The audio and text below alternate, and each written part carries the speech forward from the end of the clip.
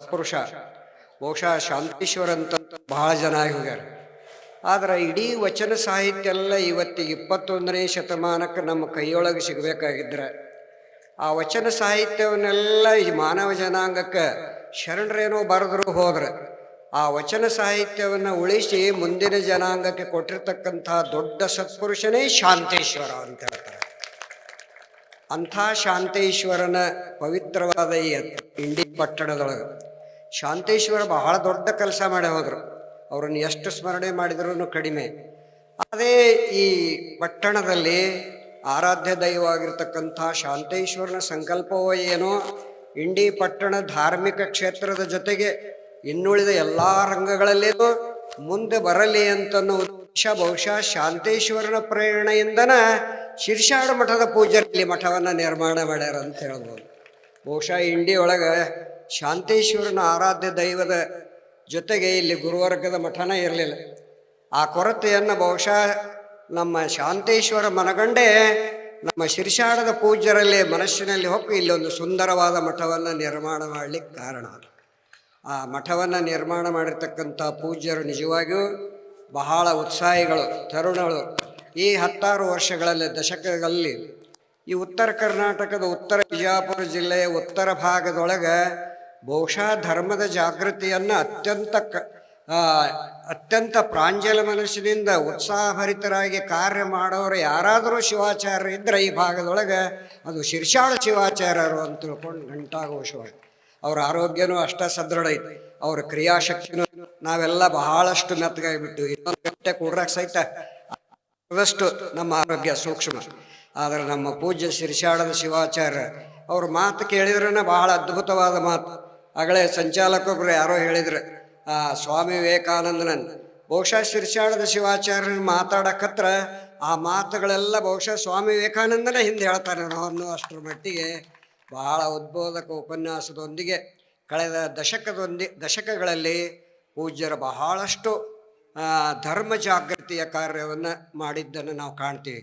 ಅದರ ಜೊತೆಗೆ ಈಗೊಂದು ಇಂಥ ಒಂದು ಒಳ್ಳೆಯ ಸಂಕಲ್ಪವನ್ನು ಮಾಡ್ಯಾರಲ್ಲ, ಆ ಧರ್ಮದ ಕಾರ್ಯದ ಜೊತೆಗೆ ಒಬ್ಬ ಶಿವಾಚಾರ್ಯರಾಗಿ ಧರ್ಮದ ಎಲ್ಲ ಕ್ರಿಯೆಗಳೊಂದಿಗೆ ನಾವು ಸಮಾಜಕ್ಕಾಗಿ ಏನನ್ನಾದರೂ ಸೇವೆ ಸಲ್ಲಿಸಬೇಕು ಅನ್ನುವ ದೃಷ್ಟಿಯಿಂದ ಇಲ್ಲಿ ಒಂದು ಸುಂದರವಾದ ಉಚಿತ ವಸತಿ ನಿಲಯ, ಬಡ ಮಕ್ಕಳ ಶಿಕ್ಷಣಕ್ಕಾಗಿ ಒಂದು ಸುಂದರವಾದ ವಸತಿ ನಿಲಯವನ್ನು ಕಟ್ಟಬೇಕು ಅಂತನ್ನುವ ಸಂಕಲ್ಪ ಮಾಡ್ಯಾರ.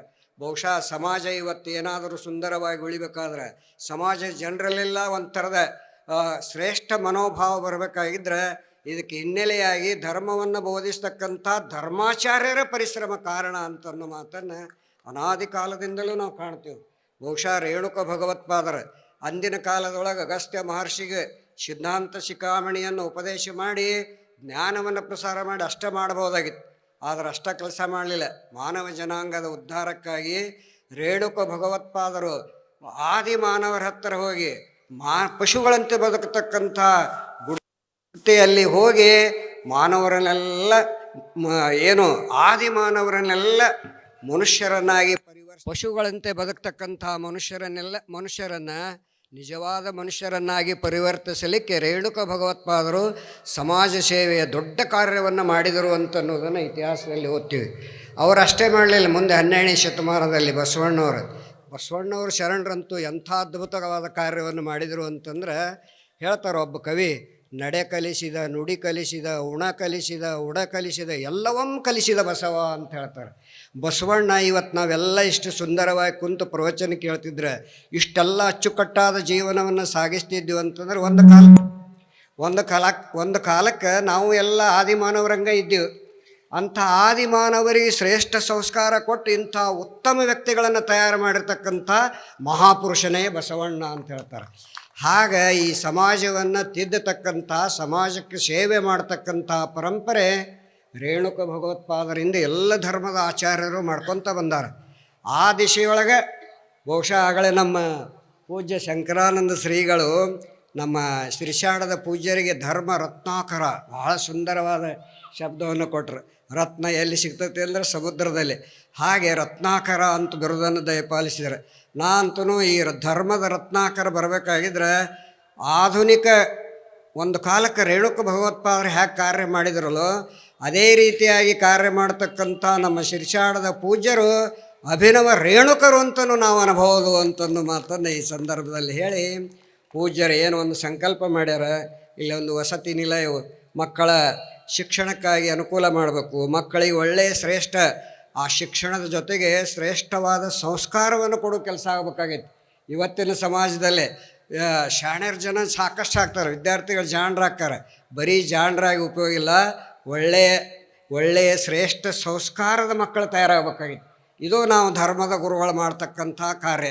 ಆ ದೃಷ್ಟಿಯಿಂದ ಇಲ್ಲೆಲ್ಲ ಬಡ ಮಕ್ಕಳಿಗೆ ಶಿಕ್ಷಣದ ಜೊತೆಗೆ ಶ್ರೇಷ್ಠವಾದ ಧರ್ಮದ ಸಂಸ್ಕಾರವನ್ನು, ಶ್ರೇಷ್ಠವಾದ ಆದರ್ಶ ಮೌಲ್ಯಯುತವಾಗಿರ್ತಕ್ಕಂಥ ಸಂಸ್ಕಾರವನ್ನು ಕೊಡೋ ಉದ್ದೇಶದಿಂದ ಇಲ್ಲಿ ಬಹುಶಃ ಉಚಿತ ಪ್ರಸಾದ ನಿಲಯವನ್ನು, ಉಚಿತ ವಸತಿ ನಿಲಯವನ್ನು ಮಾಡಬೇಕು ಅಂತನ್ನೋ ಸಂಕಲ್ಪವನ್ನು ಮಾಡ್ಯಾರ ಅಂತ ನಾವು ಭಾವಿಸ್ತೀವಿ. ಆ ದೃಷ್ಟಿಯಿಂದ ಪೂಜ್ಯ ಶಿರ್ಷಾಡ ಶ್ರೀಗಳ ಒಂದು ಸಂಕಲ್ಪ ನೆರವೇರಲಿ. ಇಲ್ಲಿ ಸುಂದರವಾದ ಕಟ್ಟಡ ನಿರ್ಮಾಣ, ನೂರಾರು ವಿದ್ಯಾರ್ಥಿಗಳ ಅಭ್ಯಾಸದ ಜೊತೆಗೆ ಶ್ರೇಷ್ಠವಾಗಿರ್ತಕ್ಕಂಥ ಸಂಸ್ಕಾರವನ್ನು ಪಡೆದುಕೊಂಡು ನಮ್ಮ ದೇಶದಲ್ಲಿ ಆದರ್ಶ ಪ್ರಜೆಗಳ ನಿರ್ಮಾಣ ಆಗಲಿ. ಆ ದೃಷ್ಟಿಯಿಂದ ಪೂಜ್ಯರ ಸಂಕಲ್ಪ ಈಡೇರುವಲ್ಲಿ ಭಕ್ತರೆಲ್ಲ ಬಹುಶಃ ಇಂಡಿಯೊಳಗೆ ಬಹಳ ಭಕ್ತಿ ಜನ, ಬಹಳಷ್ಟು ಧರ್ಮದ ಕಾರ್ಯವನ್ನು ಮಾಡ್ತಕ್ಕಂಥ ನಮ್ಮ ಕಾಸುಗೌಡರ ಪಾಟೀಲರ ನೇತೃತ್ವದಲ್ಲಿ ಆ ದಿಶೆಯೊಳಗೆ ಇಂಡಿ ಅಂತಂದ್ರೆ ಧಾರ್ಮಿಕ ಕ್ಷೇತ್ರದೊಳಗೆ ಬಸವನ ಭಾಗ್ಯವಾಡಿ ಬಿಟ್ಟರೆ ಎಲ್ಲಿ ಹೆಚ್ಚು ಧರ್ಮದ ಕಾರ್ಯಗಳು ನಡೀತಾವಂತಂದ್ರೆ ಇಂಡಿ ಪಟ್ಟಣದೊಳಗೆ ನಡೀತಾವೆ. ಯಾಕಂದರೆ ಇಲ್ಲಿ ಜನ ಅಷ್ಟೊಂದು ಬಹಳ ಭಕ್ತಿ ಸಂಪನ್ನ ಜನ. ಇಂಥ ಇಂಡಿಯ ನಗರದ ಜನತೆ ಎಲ್ಲ ಮಹಾದಾನಿಗಳು ಪೂಜ್ಯರ ಹೆಗಲಿಗೆ ಕೈಕೊಟ್ಟು ವಿಶೇಷವಾಗಿರ್ತಕ್ಕಂಥ ಸೇವೆಯನ್ನು ಸಲ್ಲಿಸಿ ಪೂಜ್ಯಗಳ ಒಂದು ಸಂಕಲ್ಪ, ಪೂಜ್ಯರ ಸಂಕಲ್ಪ ಅದು ಸಾಕಾರಗೊಳ್ಳಲಿ ಅಂತ ತಿಳ್ಕೊಂಡು ಹಾರೈಸಿ ನನ್ನ 2 ಮಾತುಗಳನ್ನು ಮುಗಿಸ್ತೇನೆ. ಧನ್ಯವಾದಗಳು.